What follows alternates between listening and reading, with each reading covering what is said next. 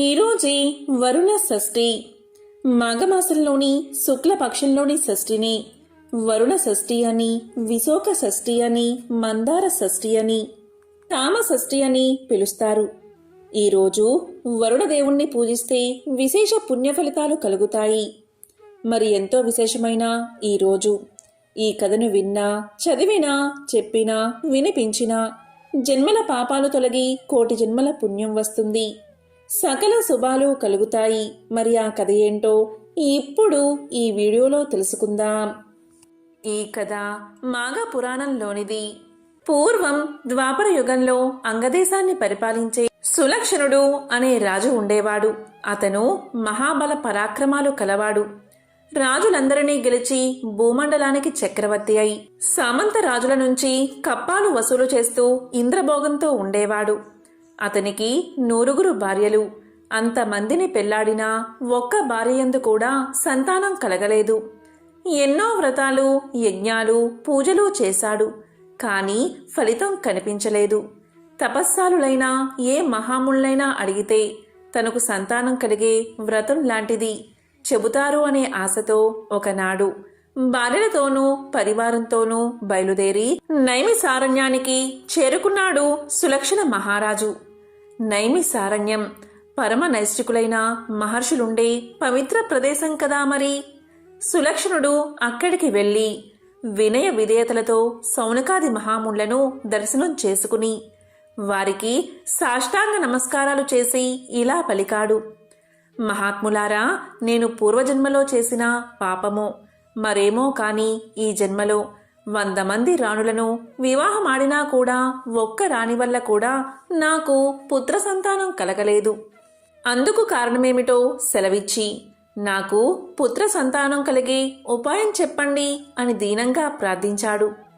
ఆ మునులు రాజును చూసి కరుణ గలవారి ఇలా పలికారు. మహారాజా, నువ్వు పూర్వజన్మలో సౌరాష్ట్ర దేశానికి మహారాజువు. ధర్మాత్ముడువై రాజ్య ప్రజలను చక్కగా పరిపాలించి ఎన్నో యజ్ఞయాగాలు, వ్రతాలు ఆచరించేవాడవు. ప్రతి సంవత్సరం మాఘమాస వ్రతం చేసేవాడవు. కాని మాఘశుద్ధ సప్తమి అనగా రథ సప్తమి నాడు అన్ని దానాలు, ధర్మాలు చేసేవాడువు. కాని ఎప్పుడూ కూష్మాండ దానం అంటే గుమ్మడి పండు దానం చెయ్యలేదు.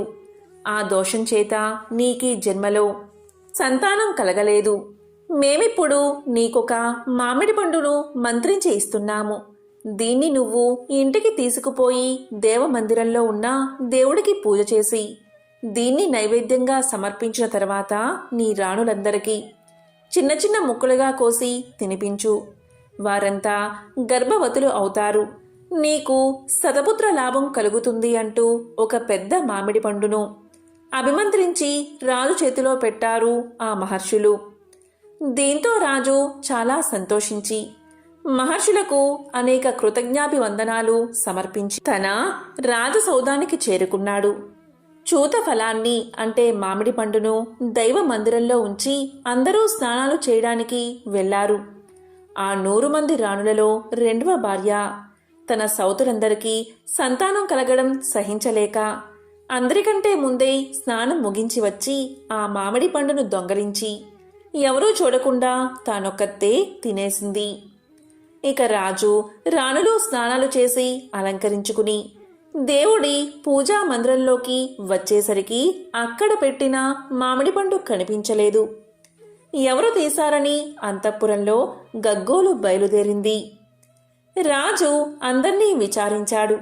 చివరికి 2వ రాణి దొంగలించి తినేసినట్లు తెలిసింది. రాజు మాత్రం ఏం చేయగలడు? కొన్నాళ్లకు చిన్నరాణి గర్భవతి అయ్యింది. మహారాజు మునులు చెప్పిన మాటలు నిజం అయ్యాయని చాలా సంతోషించాడు. చిన్నరాణి గర్భవతి కావడం మిగిలిన రాణుల అసూయకు మూల కారణమైనది. ఆమెకు గర్భస్రావం అయిపోవాలని వారెన్నో ఉపాయాలతో చాలా ప్రయత్నాలు చేశారు. మునుల ఆశీర్వచన బలం వల్లనో దైవ నిర్ణయ బలం వల్లనో వారు చేసిన ప్రయత్నాలలో ఏ ఒక్కటి ఫలించలేదు. చిన్నరానికి వారు పెట్టిన మందుల ప్రభావం వల్ల ఆమె మతిచెడి పిచ్చిదైపోయింది. ఆ స్థితిలో ఆమె ఒకనాడు ఎవ్వరూ చూడకుండా అడవిలోకి వెళ్ళిపోయింది. అడవిలో చిన్నరాణి తిరిగి తిరిగి అలసిపోయి స్పృహ తప్పి ఒకచోట పడిపోయింది. ఆ సమయంలోనే ఆమె ప్రసవించి ఒక మగబిడ్డను కన్నది. దురదృష్టవశాత్తు అదే సమయంలో ఆకలితో ఉన్న ఒక పులి వచ్చి రాణిని పట్టి ఈడ్చుకుపోయి ఒక కొండ గుహలో ఆమెను చంపి తినేసింది. పిల్లవాడు ఏడుస్తున్నాడు. అప్పుడు అడవిలో ఉన్న పక్షులు, జంతువులు వచ్చాయి. పక్షులు తమ రెక్కలతో ఎండ తగలకుండా కాపాడాయి.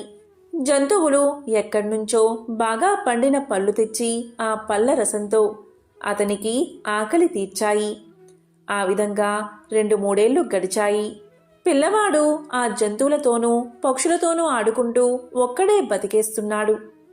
ఒకప్పుడు ఆ కుర్రవాడు ఒక సరస్సు ఒడ్డున ఆడుకుంటున్నాడు.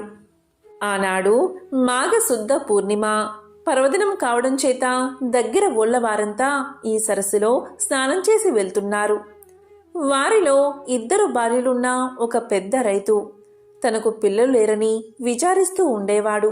అతను కూడా స్నానానికి వచ్చి అక్కడ ఆడుకుంటున్న పిల్లవాణ్ణి చూసి సంతోషపడి తన ఇంటికి తీసుకుని పోయాడు. అతడెవరో, అలా అడవిలో ఎందుకు ఒంటరిగా ఉన్నాడో, ఎవరి పిల్లవాడో తెలుసుకోవాలని ప్రయత్నించాడు. కాని ఆ వివరాలు ఏవీ అతనికి తెలియలేదు. తనకు దైవం ప్రసాదించిన బిడ్డ అనుకుని వారు ఆ పిల్లవాణ్ణి ముద్దుగా పెంచుకుంటున్నారు. ఆ యజమాని భార్యలిద్దరూ పోటీలు పడి పిల్లవానికి సేవలు చేసేవారు. వీడు నా పిల్లవాడు అంటే నా పిల్లవాడని తగువులు ఆడుకునేవారు. అలాగే వారి సంరక్షణలో ఆ పిల్లవాడు 2 ఏళ్లు పెరిగాడు. ఈ 2 ఏళ్లలో ఆ 2 సోదరులతోనూ అసూయ బాగా పెరిగి నా పిల్లవాడికి సేవ చేయడానికి నువ్వెత్తివే అంటే నువ్వెవత్తివే అని పోట్లాడుకుంటూ వీధిన పడ్డారు. ఇలా జరుగుతూ ఉండగా ఒకరోజు పెద్ద భార్య సవతి మీద మచ్చరంతో ఆ బాలుణ్ణి తీసుకుపోయి నట్టడవిలో వదిలేసి వచ్చేసింది. యజమాని వచ్చి పిల్లవాడి కోసం వెతికాడు. కానీ కనబడలేదు. కోపం వచ్చి భార్యలిద్దరినీ చావబాదాడు. ఫలితం లేకపోయింది. అడవిలో విడిచిపెట్టబడిన ఆ పిల్లవాడు ఏడుస్తూ తులసి మొక్కలు గుబురుగా పెరిగిన ఒక పొదరింట్లో పడుకుని నిద్రపోయాడు. తులసి చెట్టు స్పర్శ వల్ల ఆ పిల్లవాడికి ఏ ప్రమాదమూ రాలేదు. కానీ ఆకలికి ఏడుస్తూ ఆ తులసి ఆకులు కోసుకుని తింటూ కాలక్షేపం చేస్తున్నాడు. దైవానుగ్రహం ఉన్నవాడికి అరణ్యంలో ఉన్న ఆపదలు రావు కదా. అక్కడికి కొన్ని సాధు జంతువులు, పక్షులు వచ్చి అతనికి స్నేహితులుగా నిలబడ్డాయి. ఒకరి భాష మరొకరికి తెలియకపోయినా భావాలు మాత్రం అర్థం అవుతాయి కనుక ఆ పిల్లవాణ్ణి ఆ పశు పక్షాదులే ఆహారం తెచ్చిపెట్టి పోషిస్తూ వచ్చాయి. మానవులకు ఉండే దురాలోచనలు, అసూయ, ద్వేషాలు పశు పక్షాదుల్లో ఉండవు కదా. తల్లి గర్భంలో ఉన్నప్పుడు సవతి తల్లుల అసూయకు గురై అడవికి వచ్చాడు. అడవిలో పుట్టాడు. అడవిలోనే పెరిగాడు. మధ్యలో 2-3 ఏళ్లు ఆ రైతు ఇంట్లో ఆయన భార్యల వల్ల తల్లి ప్రేమను రుచి చూసినట్లే ఉంది. కాని అంతలోనే వారి మాత్సర్యానికి బలై మళ్లీ అడవుల్లో పడ్డాడు. అడవిలోని పశువులు, పక్షులు అసూయ ద్వేషాలు లేని నిర్మల హృదయాలతో దైవానుగ్రహం వల్ల అతన్ని ఆదరించాయి. జ్ఞానవంతులం అనుకునే మనుషుల్లో లేని జాలి, కరుణ, వాత్సల్యం జంతువుల్లో ఉంటాయి. అవి నిత్యం ఆహారం తెచ్చి పిల్లవానికి ఇచ్చి పోషిస్తున్నాయి. బాలుడు ఎప్పుడూ కూడా ఆ తులసి పొదలోనే నివసిస్తూ తులసి స్పర్శతో ఉండడం వల్ల అతని మీద ఎవ్వరూ ఊహించినంతగా దైవానుగ్రహం ప్రసరించింది. 2-3 ఏళ్ల పాటు బ్రాహ్మణుడి ఇంటిలో ఉన్నందువల్ల అతనికి మానవులు మాట్లాడే భాష వచ్చింది. దాంతోపాటు భగవత్ అనుగ్రహం తోడయింది. ఆ ప్రయత్నంగా అతని నోటి వెంట శ్రీహరి, కేశవ, నారాయణ, మాధవ, పద్మనాభ, వాసుదేవ వంటి శ్రీ మహావిష్ణు యొక్క నామాలు వినిపిస్తూ ఉండేవి. ఆ పిల్లవాడు ఒక తులసి పొదలో కూర్చుని భగవంతుడి నామాలు జపిస్తేనే అతని మీద భగవంతుడి కరుణా కటాక్షం ప్రసరించి నోరులేని పశు పక్షాదులచే సేవలు చేయిస్తుంది. అలాంటి తులసి వృక్షాన్ని మన ఇంటి ఆవరణలో పెంచుకుని దానికి నిత్యం పూజా పునస్కారాలు చేస్తే కలిగే ఫలం ఎంతో ఎవరైనా వర్ణించగలరా? చేసినా చేస్తున్న పాపాలు నశిస్తాయి. ఇహలోకంలో అన్న వస్త్రాలకు భోగాలకు లోటు ఉండదు. పరలోకంలో శ్రీ మాధవుని పాద సాన్నిధ్యం లభిస్తుంది. అది తులసి మహత్యం. రాజకుమారునిపై మాధవుని అనుగ్రహం. అక్కడ సులక్షణ మహారాజు అడవిలోకి పారిపోయిన గర్భవతి అయిన భార్య కోసం చాలా వెతికించాడు. కాని ఆమె జాడ తెలియక నిరాశ చెంది ఊరుకున్నాడు. తులసి పొదలోని రాకుమారునికి వేరే పనేముంటుంది? నిత్యం తనకు వచ్చిన హరినామాల్ని జపిస్తూ ఉండేవాడు. ఒకనాడు ఆకాశవాణి అతనికి ఇలా చెప్పింది: మాఘమాస వ్రతాన్ని ఆచరించు. శ్రీ లక్ష్మీనారాయణలకి తులసి దళాలతో పూజ చెయ్యి. రేపటి నుంచి 4 రోజులు చెయ్యి అని వినిపించింది. ఆకాశవాణి మాటలు విన్న ఆ బాలుడు ఆ మరనాటి నుంచి ప్రక్కనే ప్రవహిస్తున్న సెలయేటిలో స్నానం చేసి వచ్చి తులసి దళాలు కోసి ఎదురుగా దేవుడున్నట్లే భావించి హరినామాలతో పూజ చేస్తూ ఉండేవాడు. ఇక మాఘమాసం వెళ్ళిపోయింది. రాకుమారుని వ్రతం పూర్తయినది. శ్రీమన్నారాయణుడు లక్ష్మీదేవితో సహా ప్రత్యక్షమై ఇలా పలికాడు: చిరంజీవి, నీ పూజలకు సంతోషించాను. నీకేం వరం కావాలో కోరుకో అన్నాడు. అప్పుడు ఆ బాలుడు నమస్కారం చేసి ఇలా పలికాడు: స్వామి, ఎప్పుడు నీ దగ్గరే ఉండి నాకు ఇలాగే పూజలు చెయ్యాలని ఉంది అని పలికాడు. అప్పుడు శ్రీనాథుడు ఇలా అన్నాడు: బాలక, నువ్వు మహారాజువై చాలా కాలం భూమిని పాలించే యోగముంది. నువ్వు జీవించినంతకాలం పుత్ర పౌత్రాది సంపదలతో తులతూగి చివరికి నా సన్నిధికి వద్దువు కాని ప్రస్తుతం మీ తండ్రి దగ్గరకు వెళ్ళు. నా మీద భక్తిని విడిచిపెట్టకు. మాఘమాస వ్రతాన్ని ఎప్పుడూ మానకు అని చెప్పి సునందుడు అనే సేవకుణ్ణి పిలిచి శ్రీమన్నారాయణుడు ఇలా తెలియచేశాడు: సునంద, ఈ బాలకుణ్ణి తీసుకువెళ్లి అతని తండ్రి దగ్గరకు చేర్చు అని ఆజ్ఞాపించి శ్రీమన్నారాయణుడు లక్ష్మీ సమేతంగా అంతర్ధానమయ్యాడు. అప్పుడు సునందుడు రాజకుమారుణ్ణి తీసుకుని సులక్షణ దగ్గరకు వచ్చాడు. బాలుడి వృత్తాంతమంతా చెప్పి సులక్షణ మహారాజుకు బాలుణ్ణి అప్పగించాడు. దీంతో రాజు అపరిమిత ఆనందభరితుడై బాలుణ్ణి కౌగిలించుకుని లేడు అనుకున్న కొడుకు దొరికినందుకు ఎంతో సంతోషించాడు.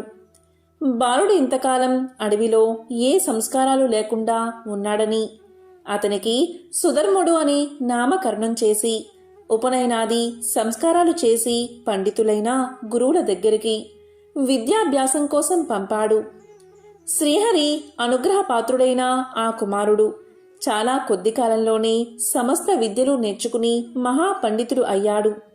యుక్త వయసు రాగానే తండ్రి కుమారుడికి యోగ్యురాలైన రాజకుమార్తెను చూసి పెళ్లి చేసి పట్టాభిషేకం చేసి రాజ్యానికి రాజును చేశాడు. సుధర్ముడు రాజ్యాన్ని ప్రజారంజకంగా పాలించడాన్ని చూసి రాజు ఎంతో ఆనందించి అతను భార్యలతో వానప్రస్థ ఆశ్రమం స్వీకరించడానికి అడవికి వెళ్ళాడు. ఇక సుధర్ముడు పుత్ర పౌత్రాది సంతతి కలిగి అనేక యజ్ఞయాగాలు శ్రీహరి ప్రీతి కోసం చేసి మాఘమాస వ్రతాన్ని విస్మరించకుండా చేసి చాలా కాలం ధర్మబద్ధుడై రాజ్య పాలన చేసి చివరికి శ్రీహరి సాన్నిధ్యానికి చేరుకున్నాడు. ఈరోజే సోమవారం ఆ మహాశివయ్యకు ఎంతో ప్రీతికరమైన విశిష్టమైన రోజు. ఈ రోజు ఈ కథను విన్నా, చదివినా, చెప్పినా, వినిపించినా జన్మల దోషాలు తొలగి కోటి జన్మల పుణ్యం వస్తుంది. సకల శుభాలు కలుగుతాయి.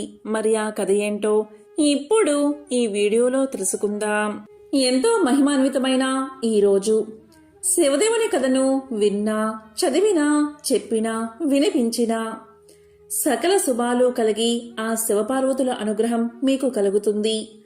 తెలుగుదేశమున ఒకానొక గ్రామసీమలో బీదవాడైన శివయ్య అనే పేరుగల బ్రాహ్మణుడు నివసిస్తూ ఉండేవాడు. అతను రాజేశ్వరి అనే ఆమెను పెళ్లాడి కాపురం చేస్తూ ఉన్నాడు. కొంతకాలానికి ఆ దంపతులకు ఒక కొడుకు, ఒక కూతురు కలిగారు. పుత్రుని పేరు సదాశివుడు, పుత్రిక పేరు దాక్షాయని. బీదవాడు అవడం వల్ల శివయ్య భిక్షాటనం చేసి భార్యాబిడ్డలను పోషించుకుంటూ ఉండేవాడు. ఇలా కొంతకాలం గడిచిన తర్వాత తన భార్యతో శివయ్య ఇలా చెప్పాడు: ఓ రాజేశ్వరి, మనం ఈ దరిద్రావస్థను భరించలేకపోతున్నాం. నేను తిరుపతి పుణ్యక్షేత్రానికి వెళ్ళి స్వామిని దర్శించి అక్కడ కష్టపడి కొంత ధనాన్ని సంపాదించి తిరిగి వస్తాను. నీవు బిడ్డలను జాగ్రత్తగా చూస్తూ ఉండు అని చెప్పి శివయ్య ప్రయాణమై వెళ్తున్నాడు. శివయ్య అలా వెళ్తూ ఉండగా ఒక ముసలి బ్రాహ్మణుడు ఎదురయ్యాడు. ఆ బ్రాహ్మణుడు శివయ్యతో ఇలా పలికాడు. ఎవరు నాయనా నీవు అని అడిగాడు. అప్పుడు శివయ్య ఇలా చెప్పాడు. ఓ మహానుభావా, ఆ కనిపిస్తున్న పల్లెయే నా గ్రామం. చాలా బీద కుటుంబీకుడిని. ఒక భార్య, 2 పిల్లలు ఉన్నారు. సంపాదించింది చాలక దరిద్ర బాధ భరించలేక తిరుపతికి వెళ్ళి ధనార్జన చెయ్యాలి అనే తలంపుతో ఇల్లు విడిచి బయలుదేరాను అని చెప్పాడు. అదంతా విన్నా ముసలి బ్రాహ్మణుడు నవ్వుతూ ఇలా పలికాడు. ఓయి వెర్రినాయనా, తిరుపతికి వెళ్ళినంత మాత్రాన, ప్రభు దర్శనం చేసినంత మాత్రాన నీవు ధనాన్ని సంపాదించుకోగలవా? నీకు సకల ఐశ్వర్యాలు ఇచ్చే వ్రత కథ ఒకటి చెప్తాను, శ్రద్ధగా విను అని బ్రాహ్మణోత్తముడు చెప్పగా శివయ్య ఇలా పలికాడు. పుణ్యపురుష, అది ఏ దేవుని కదో ఆ చెట్టు నీడలో కూర్చుని వివరించు స్వామి అని వేడుకున్నాడు. అంతటా ఆ బ్రాహ్మణోత్తముడు శివదేవుని కథ చెప్పడం ప్రారంభించాడు. వంగదేశాన్ని పాలిస్తున్న సూరసేన మహారాజుకు గుణవంతురాలైన ఒక పుత్రిక ఉన్నది. ఆ బాలామణి పేరు సీమంతిని. సీమంతిని చిన్ననాటి నుండి శివదేవుని యందు అపారమైన భక్తి కలదై పూజలు చేస్తూ ఉండగా ఈ విషయం యాజ్ఞవల్క మహాముని భార్య అయిన మైత్రేయి తెలుసుకుని తానే స్వయంగా సీమంతినికి సోమవార వ్రత మహత్యాన్ని వివరించి చెప్పడానికి సూరసేన మహారాజు యొక్క పట్టణానికి బయలుదేరి వచ్చి వ్రత విధానాన్ని సీమంతినికి చెప్పి వెళ్ళిపోయింది. ఆనాటి నుండి సీమంతిని సోమవార వ్రతాన్ని భక్తి శ్రద్ధలతో చేస్తూ సదాశివుణ్ణి పూజిస్తూ వ్రతకథ చదువుతూ దినదిన ప్రవర్ధమానమయ్యింది. ఇలా ఉండగా అంగదేశాన్ని ఇంద్రసేనుడు అనే మహారాజు పాలిస్తూ ఉండేవాడు. ఆ రాజుకు చంద్రాగదుడు అనే కొడుకు ఉన్నాడు. ఆ చిన్నవాడు సకల విద్యలు నేర్చుకుని పెళ్లియేడుకు వచ్చాడు. చంద్రాగదునకు వివాహం చెయ్యాలి అనే తలంపుతో ఇంద్రసేన మహారాజు తన కొలువులో ఉన్న మంత్రి, పురోహిత సామంతులతో యువరాజైన చంద్రాగదనకు ఎక్కడైనా తగిన చిన్నదాన్ని చూడమని చెప్పి వారిని దేశదేశాలకు పంపించాడు. వారు అనేక దేశాలు తిరిగి తిరిగి చివరకు వంగదేశ పరిపాలకుడైన సూరసేన మహారాజు పట్టణానికి చేరుకున్నారు. ఆ రాజుకు సీమంతిని అనే కుమార్తె ఉన్నదని పరిచారకుల వల్ల తెలుసుకుని రాజు దర్శనానికై ఆస్థానానికి చేరుకున్నారు. అంతటా సూరసేన మహారాజు మంత్రి, పురోహితులను గౌరవించి తమరు వచ్చిన పని ఏమిటి అని అడిగాడు.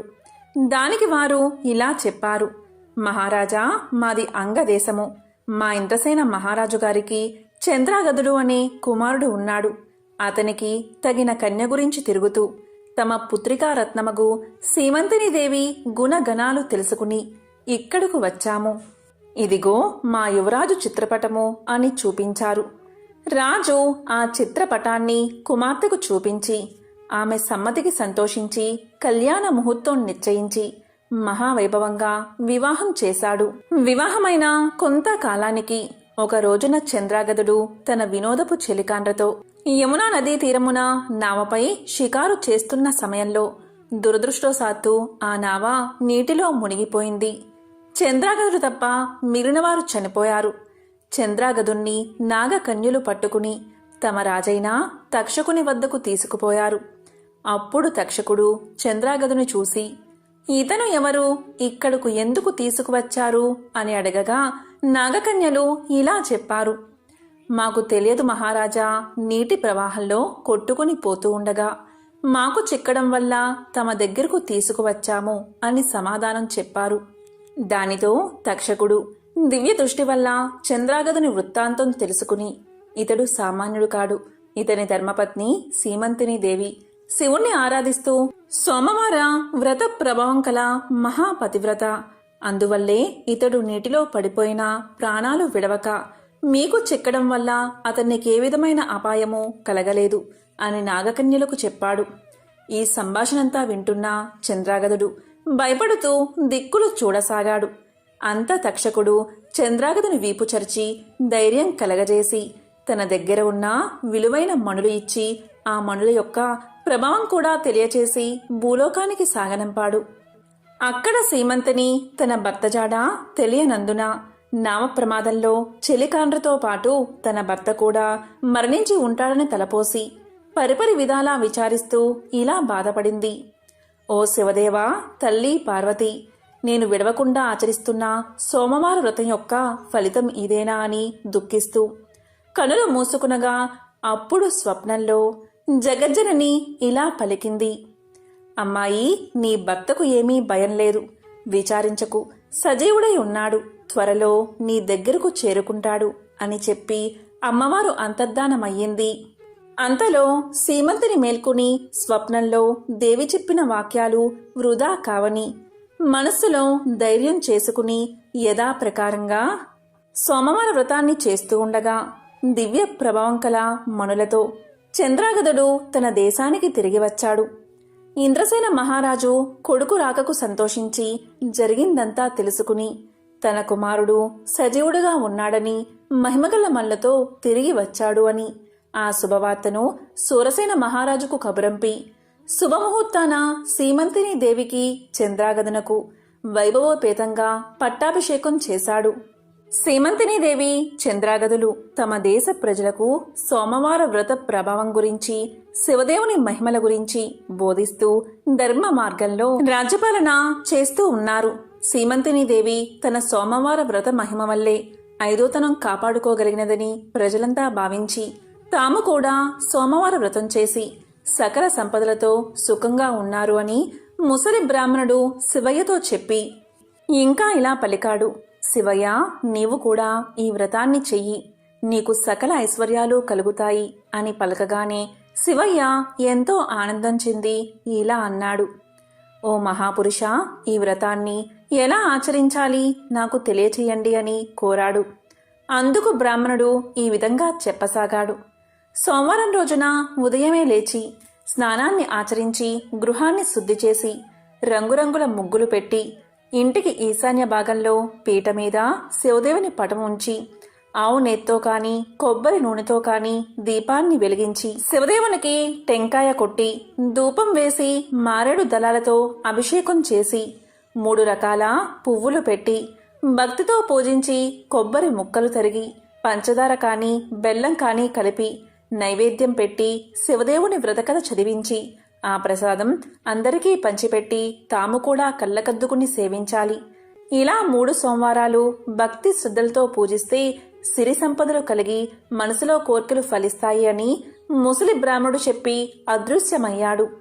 కడునిష్టతో వింటున్న శివయ్య బ్రాహ్మణుణ్ణి గానక, ఆహా, ఈ మహానుభావుడే నా పాలిట దేవుడు, నా అవస్థను చూసి నాకీ ఉపదేశం చేశాడు అని భావించి తిరిగి ఇంటికి వెళ్లి జరిగిందంతా భార్యకు తెలియచేశాడు. అప్పుడు భార్యాభర్తలు 3 సోమవారాలు భక్తి శ్రద్ధలతో శివదేవుణ్ణి పూజించి ప్రసాదం ఇరుగు పొరుగు వారికి పంచిపెట్టి సుఖంగా ఉండగా వారికి దరిద్ర బాధలు పోయి అష్టైశ్వర్యాలు కలిగాయి.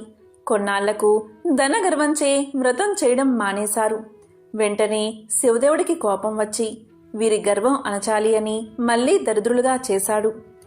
దరిద్ర దశలో ఉన్న శివయ్య మరలా యథాప్రకారంగా భిక్షాటనకు ఒక గ్రామానికి వెళ్లి యాచించగా, ఈవేళ మేము శివదేవుని పూజ సోమవార వ్రతము చేసుకుంటున్నాము, ఇప్పుడు భిక్ష వేయడానికి వీలు లేదు అన్నారు. అయ్యో, సోమవార వ్రతాన్ని మర్చిపోయినందునే మాకీ గతి పట్టింది, చాలా అపచారం చేశాము అనుకుంటూ ఇంటికి వెళ్లి ఈ సంగతి భార్యకు జ్ఞాపకం చేశాడు. ఆమె భర్త మాటలు లెక్క చేయగా మొండిగా మాట్లాడినది. ఇక గత్యంతరం లేక శివయ్య పిల్లలతో నదిలో స్నానం చేసి వచ్చి శివదేవుణ్ణి పూజించి కథ చెప్పుకోవడానికి భార్యను వినడానికి రమ్మని పిలిచాడు. తాను కథ కూడా వినను అని ఆమె చెప్పగాని ఆమె నేత్రాలు కనిపించకుండా పోయాయి. అప్పుడు భర్త అయిన శివయ్య ఇలా పలికాడు. ఓసి పిచ్చిదానా, శివదేవుని పూజ మానావు, కథ కూడా విన్నన్నావు, నేను బేదవాడిని అయిపోయాను, నీవు అందురాలివి అయిపోయావు, కనుక చేసిన తప్పులు క్షమించమని లెంపలు వేసుకో అని గట్టిగా మందలించాడు. వెంటనే భార్య అలాగే చేసి స్నానాన్ని ఆచరించి సోమవార వ్రతాన్ని ఆచరించి ప్రసాదం కళ్ళకొద్దుకుని సేవించింది. వెంటనే కన్నులు కనిపించాయి. పోయిన ఐశ్వర్యం కలిగినది. ఆనాటి నుండి ప్రతి సోమవారం ఆ దంపతులతో పాటే ఆ గ్రామస్తులు కూడా శివదేవుణ్ణి మారేడు దళాలతో పూజిస్తూ సకల ఐశ్వర్యాలతో తులతూగుతున్నారు. కాబట్టి ఈ సోమవార వ్రతము శివదేవుని పూజ ఎవరు చేస్తారో వారు ఇహమందు సర్వసుఖాలు, పరమందు మోక్షాన్ని పొందుతారు. ఈ కథ విన్నవారికి, చదివిన వారికి సాంబశివుడు సకల ఐశ్వర్యాలు ప్రసాదించునని సూత పౌరాణికుడు శౌనకాది ముళ్లకు బోధించాడు.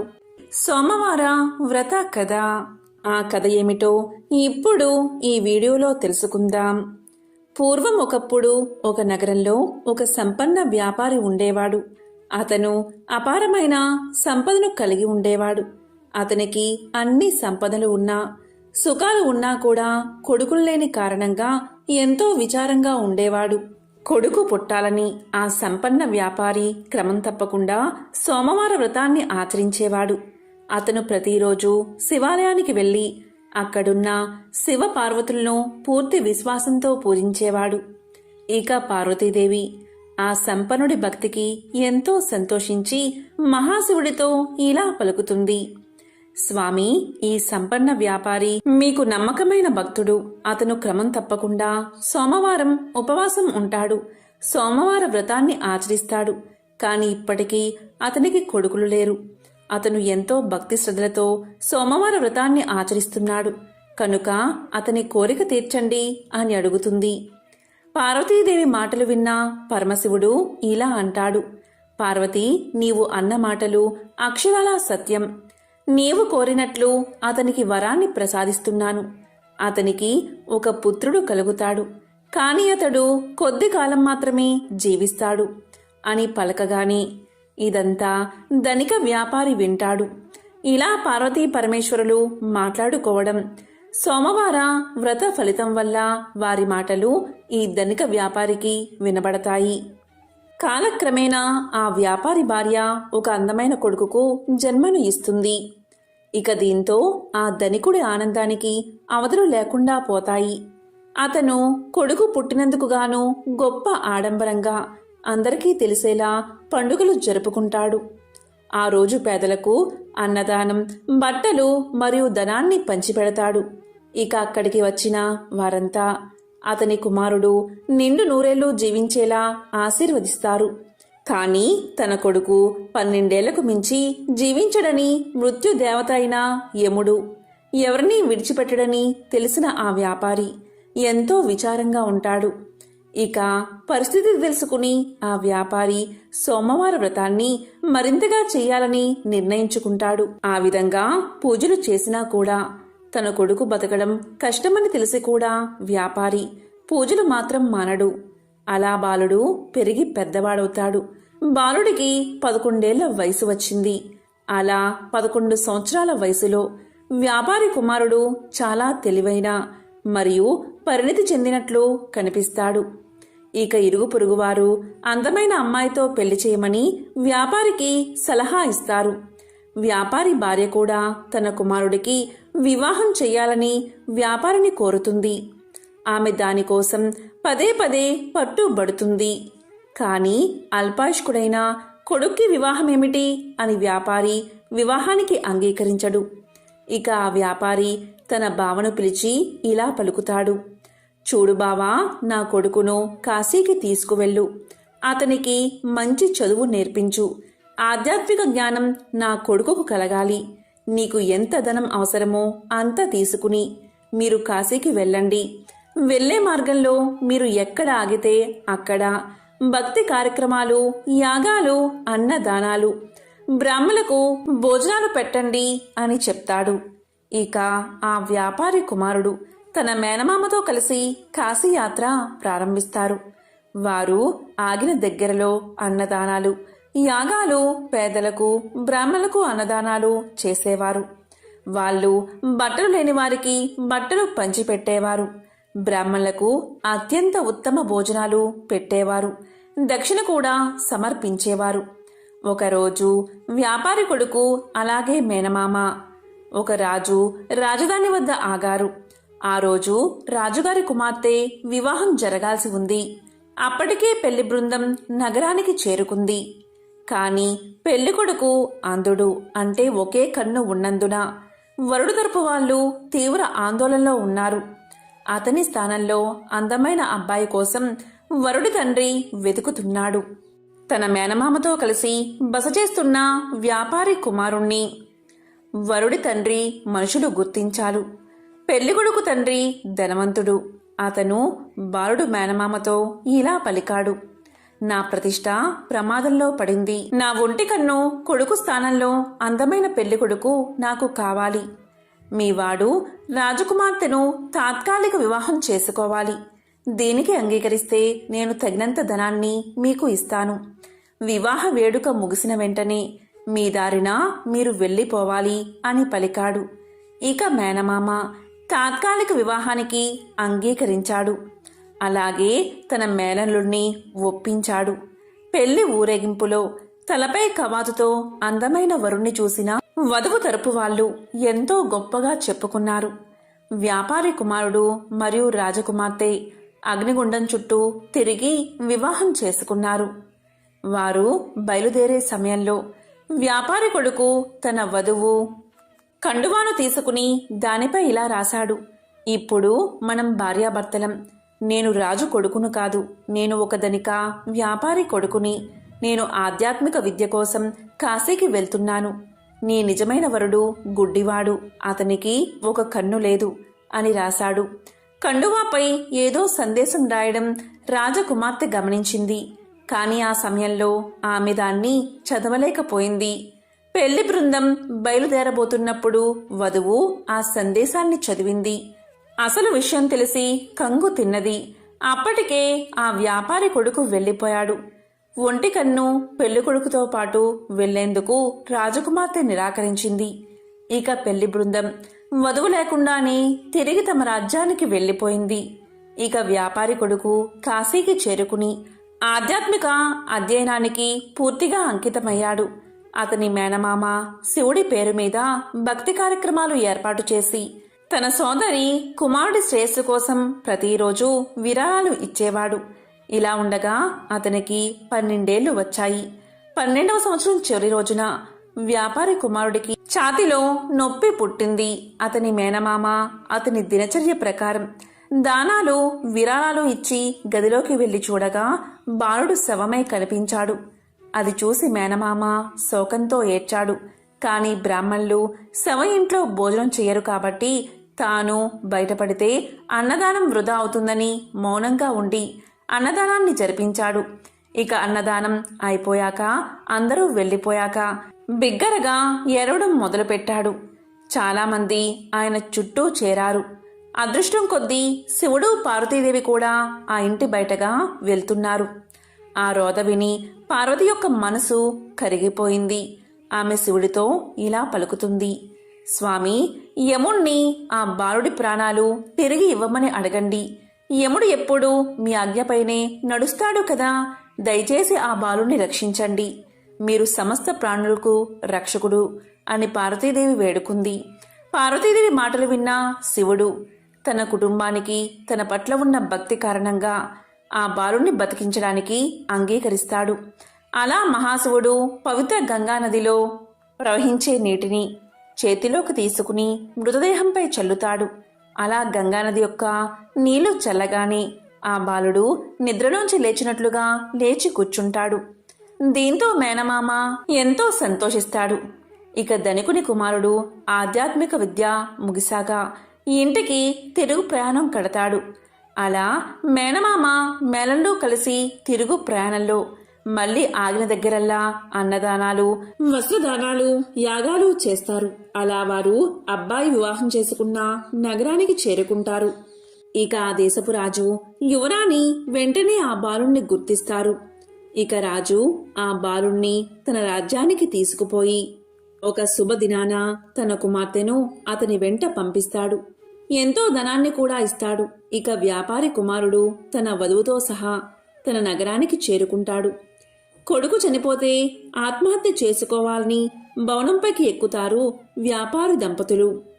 తరువాత తల్లిదండ్రులు జరిగిందంతా తన కుమారుడి ద్వారా తెలుసుకుని తన కుమారుణ్ణి బతికించినందుకు మహాశివుణ్ణి పరిపరి విధాలా స్తుతిస్తారు. ఇక అదే రోజు రాత్రి శివుడు మరోసారి వ్యాపారవేత్త కల్లో కనిపించి ఇలా పలుకుతాడు. సోమవారం నాడు నీవు చేసిన వ్రతానికి ఫలితమే ఇది. అందుకే నీ కుమారుణ్ణి నిండు నూరేళ్లు బతికేలా వరాన్ని ప్రసాదించాను అని పలుకుతాడు మహాశివుడు. దీంతో వ్యాపారి ఎంతో సంతోషిస్తాడు. అలా వారు కలకాలం ఆనందంగా జీవిస్తారు. ఎంతో విశేషమైన పవిత్రమైన ఈ కథను ఎవరైతే ఈ రోజు వింటారో, లేక చదువుతారో, లేక చెప్తారో, లేక వినిపిస్తారో వారి జన్మల పాపాలు తొలగి కోటి జన్మల పుణ్యం వస్తుంది. తిరుగులేని రాజయోగం పడుతుంది. ఇక వారింట్లో అన్ని శుభాలే కలుగుతాయి. మహాశివుడి విశేషతను తెలిపే మరొక కథను ఇప్పుడు తెలుసుకుందాం.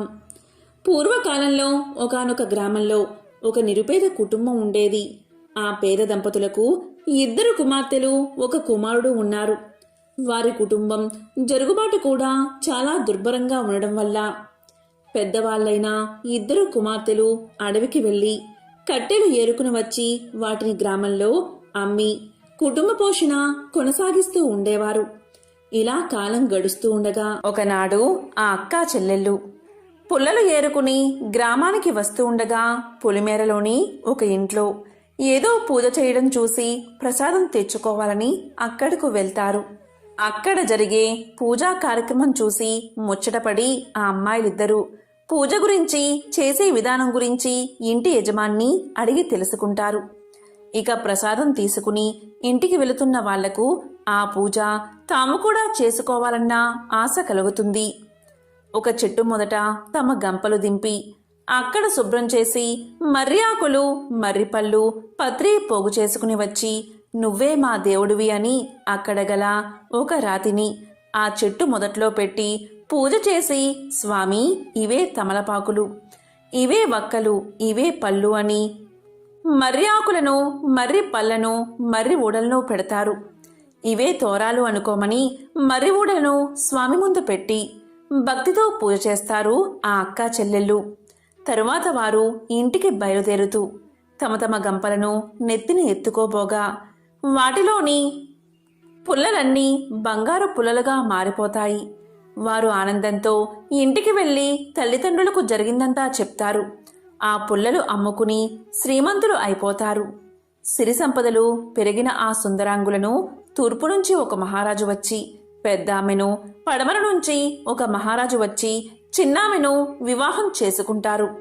ఆ అక్క చెల్లెలిద్దరూ వారి వారి రాజ్యాలకు వెళుతూ భక్తి శ్రద్ధలతో ప్రతి సంవత్సరం కార్తీక మాసంలో ఈ నోము నోచుకోమని చెప్పి వెళ్తారు. వారిద్దరూ ఆ ప్రకారం తమ రాజ్యాలలో నోము నోచుకుంటూ కాలం గడుపుతూ ఉంటారు. ఇక కుమారుడు పెరిగి పెద్దవాడవుతాడు. ఇక తల్లి కార్తీక నోమును భారీగా చెయ్యాలని సంకల్పం చేసుకుంటుంది. ఇక పాత తోరాలు తీసి పెరట్లో కాకరపాదు మీద విసిరేస్తుంది. వాటి స్థానంలో బంగారు తోరణాలు చేస్తుంది. నవకాయ పిండి వంటలతో గారెలు, బూరెలు వీటితో భోజనాలు ఏర్పాటు చేస్తుంది. ఇక గ్రామస్తులంతా తల్లి కొడుకులను ఎంతగానో ప్రశంసిస్తారు. ఇక తోరాన్ని ఎప్పుడైతే ఆమె కాకర పాదు మీద విసిరేసిందో అప్పట్నుంచి ఆ మహాశివుడి కరుణ మందగిస్తుంది. ఏడాదికేడాదికి వారి సిరి సంపదలు తొలగి పేదరికం దాపరిస్తుంది. తినడానికి తిండిలేని దుస్థితి కలుగుతుంది. ఏ పని చెయ్యాలన్నా జరగకపోగా కష్టాలు ఎదురవుతాయి. ఆ తోరం ఎప్పుడైతే కాకర పాదు మీద విసిరేసిందో ఆ కాకరకాయల్లో బంగారం నిండుకుంటుంది. కాని ఇంట్లో వారు అది గ్రహించరు. ఒకసారి తల్లి పెరట్లో ఇరగకాసిన కాకర పాదును చూసి కొన్ని కాయలు కోసి కొడుక్కు ఇచ్చి అంగడికి వెళ్లి చారెడు నూకలు, పప్పు, ఉప్పు తీసుకురమ్మని పంపిస్తుంది. కొడుకు అవి తీసుకువెళ్లి షావుకారి అంగడి ముందు నిల్చుంటాడు. ఎంతసేపటికి ఆ షావుకారు కొడుకుని చూడడు. తరువాత షావుకారు అతన్ని చూసి ఏమిటి తీసుకొచ్చావు అని ప్రశ్నిస్తాడు. దానికి కొడుకు ఇలా పలుకుతాడు, అయ్యా, ఈ కాకరకాయలు తీసుకుని బియ్యం ఇప్పించండి. మీ పేరు చెప్పుకుని ఈ పూటకు ఇంత గంజి తాగుతాము అని పలుకుతాడు. దానికి షావుకారు ఇలా అంటాడు, అలానా, మీకు దారపోయడానికి మాకు ఊరికే వచ్చినా సిరి సంపదలు ఏమీ లేవు, వెళ్ళిపో అని కసురుకుంటాడు. కాని ఆ బాలుడు బతిమాలాడగాని ఇక ఇతను వదిలేలా లేడు అని దోసెడు బియ్యం పప్పు ఇప్పించి పంపిస్తాడు షావుకారు. ఆ పూటకు వారు ఆకలి తీర్చుకుని మరుసటి రోజు మరికొన్ని కాయలు కోసి మరో అంగడికి వెళ్లి అమ్ముకుని రమ్మని పంపిస్తుంది తల్లి. దాంతో కొడుకు ఆ కాకరకాయలు పట్టుకుని అంగడి వీధికి వెళ్తున్నప్పుడు షావుకారు అతన్ని ఆపి, ఏమి కావాలంటే అవి ఇస్తాను, రోజూ కాకరకాయలను నాకే ఇవ్వాలని చెప్పి బియ్యం ఇచ్చి పంపిస్తాడు. ఆ షావుకారుకు ఎందుకు అలా దయ కలిగింది అంటే, ముందు రోజు తాను తీసుకున్న కాకరకాయలు కూర చేసే నిమిత్తం వాటిని కొయ్యగాని వాటిల్లో నుండి బంగారు ముద్దలు రాలిపడతాయి. ఆ కాకరకాయలు మరెవరికీ దక్కకూడదని ఆ షావుకారు ఎంత ఇవ్వడానికైనా సిద్ధపడతాడు. అలా రోజు కుర్రవాడి దగ్గర కాకరకాయలు కొంటూ ఉండేవాడు షావుకారు. ఇలా ఉండగా కొన్ని రోజులకు ఆ చెట్టుకున్న కాకరకాయలు అయిపోయాయి. ఆ షావుకారు చిల్లి గవ్వ కూడా ఇవ్వడం మానేశాడు. ఇక చేసేది లేక తల్లి తన కుమారుణ్ణి ప్రయాణం చేసి తూర్పున ఉన్న పెద్ద అక్క దగ్గరకు పంపుతుంది. మన కష్టసుఖాలు ఆమెకు చెప్పి ఏమైనా సహాయాన్ని అడగమంటుంది. దాంతో కొడుకు అక్కగారింటికి చేరుకుని నౌకర్లు లోపలికి వెళ్ళనివ్వకపోతే అక్కడే ఉండగా తల ఆరబోసుకోవడానికి మేడ మీదకు వచ్చిన అక్కగారు తమ్ముణ్ణి చూసి లోపలికి తీసుకువెళ్తుంది. అక్కగారికి ఇంటి పరిస్థితులన్నీ తెలియజేస్తాడు తమ్ముడు. దాంతో అక్కగారు ఒక గుమ్మడికాయను తొలిపించి అందులో వరహాలు పోసి తమ్ముడి చేతికి ఇచ్చి దానిని అమ్మకు ఇవ్వవలసిందిగా చెప్పి పంపుతుంది. అలా తిరిగి వస్తూ తమ్ముడు అక్కగారి ఇచ్చిన సద్ది తినాలని ఆ గుమ్మడికాయను నేల మీద పెట్టి చద్దన్నం తింటూ ఉంటాడు. అంతలో ఎక్కడ్నుంచో ఒక పెద్ద గద్దె వచ్చి ఆ గుమ్మడికాయను తన్నుకుపోతుంది. చేసేది లేక ఒత్తి చేతులతో ఇంటికి వెళ్లడం ఇష్టం లేక పడమర ఉన్న చిన్న అక్కగారి ఇంటికి వద్దకు వెళ్తాడు తమ్ముడు. అక్కడ చిన్నక్క నౌకరి వాళ్ళ వల్ల తమ్ముడి రాక గురించి విని బయటకు వచ్చి తమ్ముణ్ణి లోపలికి తీసుకువెళ్తుంది. కష్టసుఖాలు అడిగి తెలుసుకుంటుంది.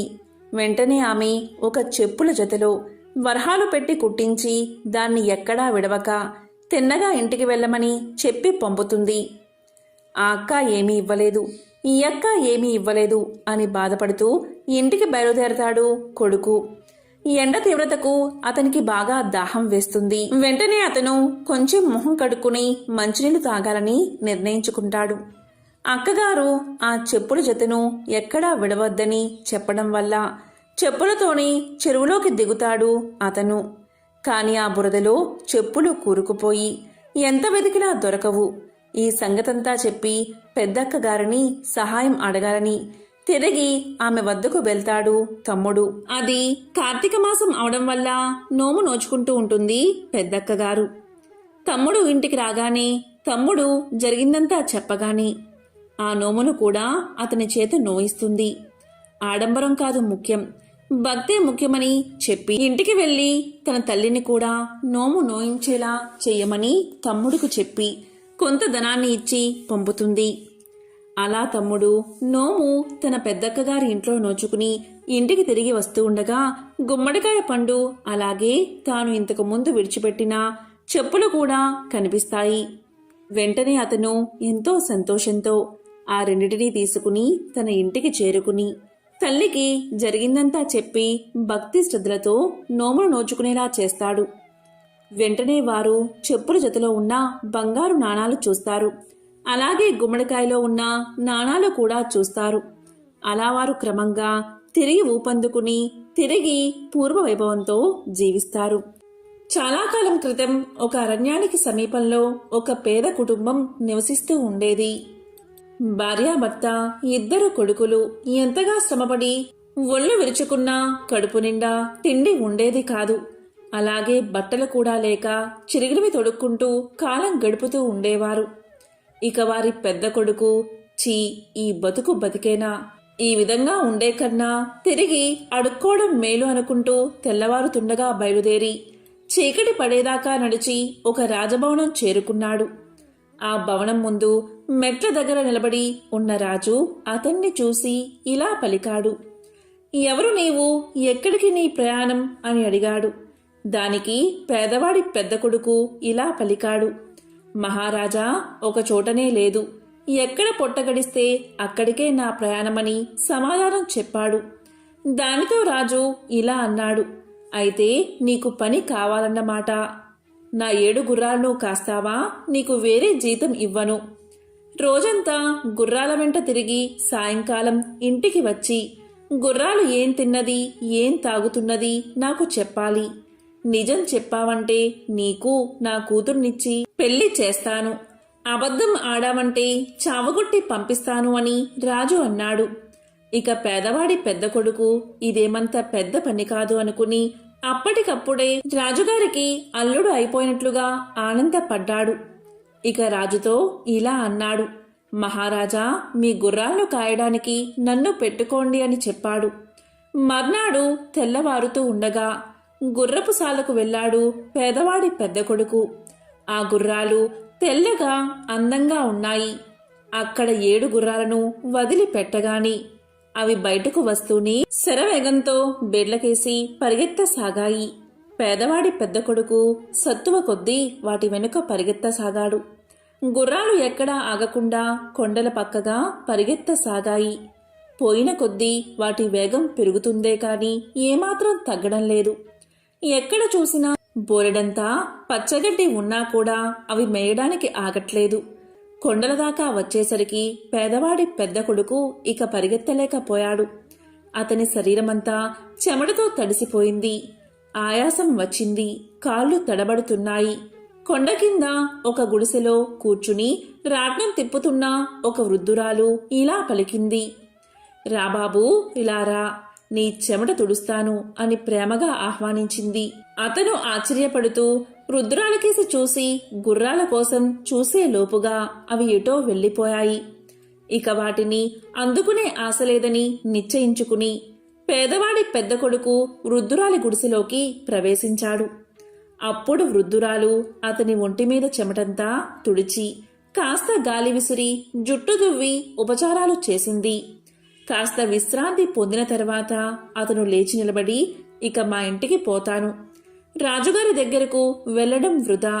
వెళ్తే రాజుగారు గుర్రాలు ఏం తిన్నాయి, ఏం తాగాయి అని నన్ను అడుగుతారు. చెప్పలేకపోతే చావగొట్టి పంపిస్తారు. ఇంతోటి దానికి అక్కడకు వెళ్లడం దేనికి అని పలికాడు. ఆ మాటలకు వృద్ధురాలు, ఈ మాత్రానికే భయపడతావేంటి బాబూ? ఎక్కడైనా గుర్రాలు గడ్డి తిని నీళ్లు తాగుతాయి. రాజుగారితో ఆ మాటే చెప్పు అని సలహా ఇచ్చింది వృద్ధురాలు. ఇక సాయంకాలం అయ్యాక గుర్రాలు తిరిగి వచ్చేదాకా పేదవాడి పెద్ద కొడుకు వృద్ధురాలి గుడిసెలోనే ఉండి వాటి వెనకాలే రాజభవనానికి చేరుకున్నాడు. వారిని చూస్తూనే రాజు ఇలా పలికాడు, గుర్రాలను జాగ్రత్తగా కాచావా? అవి ఏం తిన్నాయి, ఏం తాగాయి అని అడిగాడు. దానికి పేదవాడి పెద్ద కొడుకు ఇలా చెప్పాడు, మహారాజా, గుర్రాలు గడ్డి తిని నీళ్లు తాగాయని చెప్పాడు. ఇక రాజు వాడిని పట్టుకుని చావబాది కొట్టి పంపించండి అని కోపంగా భటులను ఆజ్ఞాపించాడు. వృద్ధురాలి సలహా విన్నందుకు ఉళ్లంతా ఊనం చేయించుకుని పేదవాడి పెద్ద కొడుకు సగం ప్రాణంతో ఇంటికి చేరుకున్నాడు. ఇక పెద్ద కొడుకు తిరిగి రాగానే చిన్న కొడుకు తన పొట్ట తాను పోసుకుంటానని ఇంటి నుంచి బయలుదేరాడు. అతను కూడా ఒక రోజంతా నడిచి చీకటి పడే వేళకు రాజభవనం చేరుకున్నాడు. రాజు తన గుర్రాలు కాయమని అవి ఏం తిన్నాయో ఏం తాగాయో చెప్పమని నిజం చెప్తే తన కూతుర్నిచ్చి పెళ్లి చేస్తానని, అబద్ధం చెప్తే చావగొట్టి పంపిస్తానని చెప్పాడు. అందుకు పేదవాడి చిన్న కొడుకు కూడా సిద్ధపడ్డాడు. మర్నాడు తెల్లవారుతూ ఉండగానే గుర్రాలను వదిలారు. అవి పరిగెత్తసాగాయి. చిన్నవాడు వాటికంటే ముందే పరిగెత్తుతూ, రండి, నాతో కలిసి పరిగెత్తండి అని వాటిని ఆహ్వానించాడు. గుర్రాలు కొండ ప్రాంతానికి చేరేసరికి చిన్నవాడు పరిగెత్తుతూనే ఉన్నాడు. అతనికి పరిగెత్తడం వల్ల చెమటలు కారుతున్నాయి. కానీ పరుగు మాత్రం మానలేదు. ఇంతలో గుడిసెలో ఉన్న వృద్ధురాలు, రా బాబూ రా, చెమట తుడుస్తాను అని ఆహ్వానించింది. దానికి చిన్నవాడు, నేను నీకు చిక్కితేనే కదా అని అంటూ గుర్రాలతో సమానంగా పరిగెత్తసాగాడు. కానీ గుర్రాలు ఇక అతన్ని దాటిపోయేటట్లు కనిపించాయి. దీంతో చిన్నవాడు అన్నిటికన్నా వెనుక ఉన్న గుర్రం జూలు పట్టుకుని ఎగురుతూ దాని మీద కూర్చుని ఉన్నాడు. ఆ గుర్రాలు చాలా దూరం పరిగెత్తి ఒక దట్టమైన అరణ్యం మధ్య ఉన్న ఒక దేవాలయ ప్రాకారం వద్దకు వెళ్లి నిల్చున్నాయి. అదే వాటి గమ్యస్థానమని గ్రహించిన చిన్నవాడు తాను ఎక్కిన గుర్రం నుండి కిందకు దిగి ఆలయ ప్రాంగణం వైపు నడిచాడు. గుర్రాలు ఒక్కొక్కటిగా ఆలయ ప్రాంగణంలోకి అడుగు పెట్టగానే అందమైన యువకులుగా మారిపోయాయి. ఈ వింత పరివర్తన చూస్తూనే చిన్నవాడు ఆశ్చర్యపోయాడు. ఆ యువకుల్లో ఒకడు పేదవారి చిన్న కొడుకును దగ్గరకు పిలిచి తమ విషయం ఇలా చెప్పాడు. మేము 7 రాజుగారి కొడుకులం. మా నాన్న నీకిచ్చి పెళ్లి చేస్తానన్నది మా చెల్లెల్ని. దారిలో నిన్ను పిలిచిన ముసలిది మంత్రగత్తె. తన మంత్రశక్తితో మమ్మల్ని ఇలా మాయ చేసింది. దాని మంత్రం ఈ ఆలయ ఆవరణలో అస్సలు పనిచేయదు. అందుచేత పగలు సాధ్యమైనంతసేపు మనుషులుగా ఉంటాం. మనుషులు తినే తిండే తింటాం. మనుషులు తాగే పానీయాలే తాగుతాం. మేమేమి తింటామో ఏమి తాగుతామో నువ్వే చూస్తావు కనుక ఆ సంగతి మా నాన్నకు చెప్పు. అలా చెప్పగానే ఆయన మా చెల్లెల్ని నీకిచ్చి వివాహం చేస్తాడు. ఆ తరువాత నీ వల్ల మాకు ఒక ఉపకారం కావాలి. ఈ గుడి గర్భగుడిలో ఒక కత్తి ఉంది. అది మంత్రపూరితమైన కత్తి. నీవు దాన్ని తీసుకుని మాతో పాటు ఇంటికి వచ్చి రాత్రి మేము గురుపుశాలలో కట్టి ఉన్నప్పుడు ఆ కత్తితో మా తలలు నరికేయి. దాంతో మాకు ఈ గుర్రాల రూపం పోయి మనిషి రూపం శాశ్వతంగా వచ్చేస్తుంది. ఈ మాటలు చెప్పి పెద్ద రాజకుమారుడు పేదవాడి చిన్న కొడుకును గర్భగుడిలోకి తీసుకుపోయి ఒక మూల ఆనించి ఉన్న కత్తిని చూపించాడు.